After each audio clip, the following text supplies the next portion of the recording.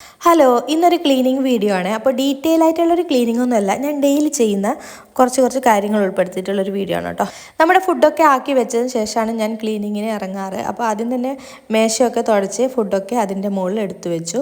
അതിനുശേഷം നമുക്ക് മൊത്തത്തിലൊന്ന് വൃത്തിയാക്കാനുണ്ടായിരുന്നു. അപ്പോൾ റൂമിൽ കയറി ബെഡ്ഷീറ്റൊക്കെ വിരിച്ചു. അലക്കിയ കുറച്ച് തുണികൾ മടക്കി അലമാരിയിൽ വെക്കാനുണ്ടായിരുന്നു. അതും എടുത്തു വെച്ച് മൊത്തം ഞാനൊന്ന് അടിച്ചു വാരിയിട്ടു. അങ്ങനെ ആ റൂമിലെ ക്ലീനിങ്ങും കാര്യങ്ങളൊക്കെ കഴിഞ്ഞു. ക്ലീനിങ് കഴിഞ്ഞാൽ തന്നെ വലിയൊരു പണി കഴിഞ്ഞൊരു ഫീലാണ് കേട്ടോ. അപ്പോൾ അതൊക്കെ കഴിച്ച് പിന്നെ താഴെയും വൃത്തിയാക്കാനുണ്ടായിരുന്നു. ഈ ഇരിക്കുന്ന ബെഞ്ചിലുള്ള സാധനങ്ങളൊക്കെ ആദ്യം തന്നെ എടുത്തു മാറ്റി. പിന്നെ മൊത്തം ഒന്ന് അടിച്ചു വാരിയിട്ടു. എപ്പോഴും ലാസ്റ്റാണ് കേട്ടോ കിച്ചണിൽ എത്താറ്. അപ്പോൾ കിച്ചണിൽ കുറച്ച് പണി അധികം ഉണ്ടാവും, അതുകൊണ്ടാണ് ലാസ്റ്റ് ചെയ്യുന്നത്.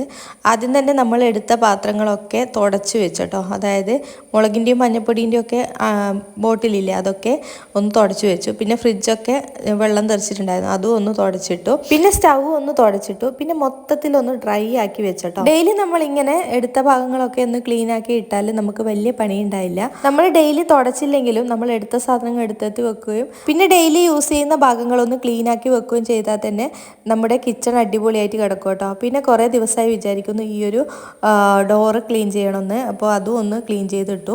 ലാസ്റ്റ് ഞാനൊന്നും തുടക്കം കൂടി ചെയ്യുന്നുണ്ട്. അങ്ങനെ ഇന്നത്തെ ക്ലീനിങ് പരിപാടികളൊക്കെ അവസാനിച്ചു കേട്ടോ. അപ്പോൾ ഇതാ അടുക്കള നല്ലപോലെ വൃത്തിയായിട്ട് കിടക്കുന്ന കാണുമ്പോൾ തന്നെ നല്ലൊരു സന്തോഷവും സമാധാനമൊക്കെയാണ് കേട്ടോ.